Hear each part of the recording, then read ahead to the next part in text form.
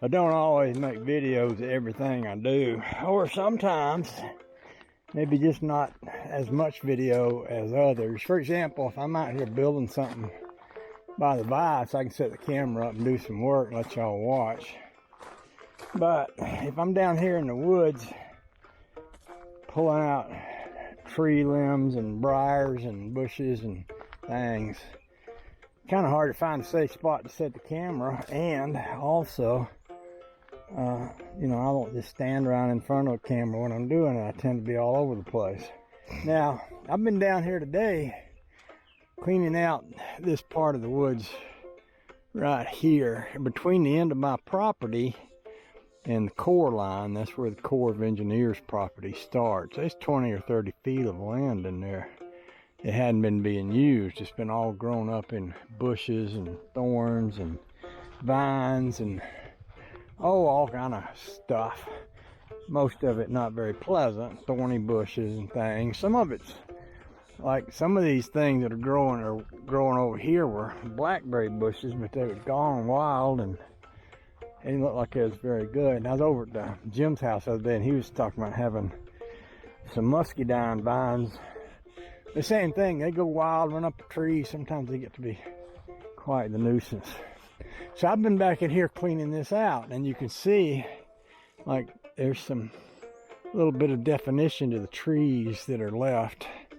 Most of them, unfortunately, are pine trees. I don't love pine trees. Pine trees, they tend to break or topple over or, you know, something. They're not really in the South. I don't think of them as being necessarily beautiful trees. They kind of sometimes take up all the sunlight for anything else that might grow up in there, which is what happens in general. You get the woods all grown up solid, and then, you know, it won't let any sunlight get down to the ground floor, and it'll choke out the smaller trees that are trying to grow. I don't have the wherewithal to cut down these pine trees and get them out of here right now. I might later on. And I was thinking about the other day, I know some folks that have a sawmill, and I was thinking, geez, I wonder if it'd make any sense to saw them down and cut them up and put them on a trailer and haul them to the sawmill and turn them into lumber. I don't know if that's doable or not, but anyway, beside the point. Today I was over here working, and I was using my little electric saw, and the blade got dull because I was cutting some of these vines out that were down in the ground and got dirt in the blade. And I was thinking, dang, and then I thought, wait a minute, old Eric Polson, remember Eric Polson? Well, he gave me a bunch of stuff, and some of the stuff he gave me, I thought I remembered were saw blades. Well, I went up there and looked, and lo and behold, there's a real nice DeWalt saw blade, brand new right there. It'll fit my saw. And I'm thinking, bless his little heart, he's not even here, and he's saving the day for me today by providing me with what I need to keep doing my work. So I just want to take a moment and say thank you, Eric, for what you do and what you did. So one of the things I've come across here, I didn't even know was here before, was kind of like a little road. Looks like used to be a little road that went right out this way. And that pine tree at the end of that road is where my property ends. But there's enough space right here to push a trailer or a car or something like that up into. You see here, I got my trailer over there, but if I wanted to, I could move my trailer up into there, kind of get it out of sight. In fact, a lot of this stuff here could be stored like down in there, get it out of sight. Stuff I'm going to use someday.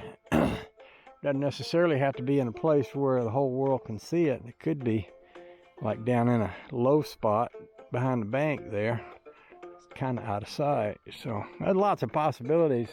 I was telling Honey Baby I'd love to put some little plants that'll grow in the shade down in here and have some things kind of blooming and blossoming down in here, you know, at the right time of year. So anyway, I just want to take this moment to say thank you again, Eric Polson, for your generosity towards me and my wife, and we appreciate you and love you and hope you're doing well. And that goes for, oh, by the way, I'll just give y'all this update. Merle died last night.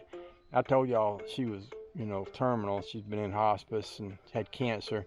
She died pretty quickly. I think from about 5 weeks, she went from hanging out with family and friends and stuff to dying, literally. So that's pretty quick to not even know you got cancer till it kills you.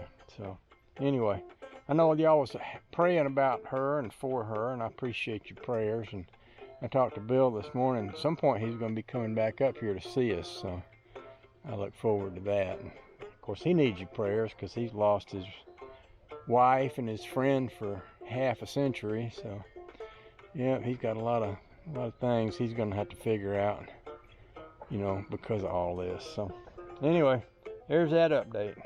So I'm gonna put the camera back down and go back to doing a little work here. I'm pretty sore and tired, and I'm probably not gonna last much longer. I've already worked harder than I wanted to today, but it's kind of fun when you see, you know, stuff getting done. It kind of makes you want to keep going a little bit longer. So I'm trying to keep going a little bit longer. Then I'll quit and we'll go put all this in the camera so y'all can see it. Love y'all. See you. Bye. All right, I think I'm gonna quit for the day.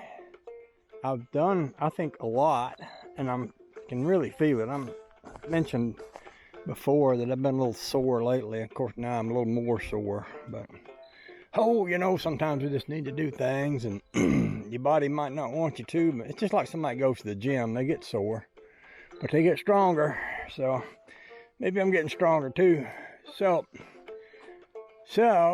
here's what I got done. I still got from about where you see everything disappears into the brush over to about where you see those green cedar trees is also my property. So I'm going to want to get in there and take all that out. I've taken out a lot of that, and a lot of this stuff is literally very sharp briars. I mean, the kind of things that, boy, once they get into you, you're going to suffer a lot. I pulled a lot of them out of there, but there's a lot more in there. And you can't just go in there. I mean, you just literally have to cut them from the ground and drag them out with some big gloves. See these green briars right there? Those things will hurt you. Let me tell you, they'll hurt you. So, this is all opened up. It was all closed up, pretty much somewhat like that. So and this is my land here, all the way back to, see, there's a tree with a red mark on it right there, and there's one here, and if I line up with that other tree, then everything from here on up is my property, including where that big tree has fallen down there. I ought to be able to cut that, pull all that stuff out of there, clean all this up. It could change the path. We usually have a path where we go up to, you know, the house, but we might wind up relocating the path. In fact, I was thinking about, as I get older, walking up down this hill to the lake will get more difficult, because us old folks, we get older and it gets harder to walk. But I could build me a little building right in here, and I could put a golf cart in it or something, and I could just come up here and get in a golf cart and ride it to the house, and then when I get ready, I'd come back down here and park the golf cart here on my property, and then walk down to the lake on their property. That way I won't be offending the officers of the law who enforce the Corps of Engineers philosophy of no motorized vehicles on their part of the lake, part of the land, which I'm okay with. You know, that's part of what keeps this natural back here, is that they don't have people running all over it with their four-wheelers and stuff like that, you know, digging it all up. So, but this is mine. I can do what I want over here, and that's exactly what I'm gonna do, is what I want, whatever that turns out to be. All right, so that's enough talk for today. I'm gonna go rest up, make a few videos, get ready to go visit with the preacher and the friends from church, and we'll come back another day. I know I'm going to need to move this pile. I want to move it up there because I'm going to need to burn it. And of course, I'm not going to do that on a dry day. I'll wait till it's wet. But maybe tomorrow I'll work on moving that pile up yonder. And then Yeah, that way when I do have a wet day, I can burn it. Of course, it wouldn't hurt to let it dry a little bit too. And I might come down with my little, I got a little electric chainsaw, and I could cut that up into some smaller pieces. In fact, Bobby might want some of that for kindling wood, so I'll ask him. Okay. Okay.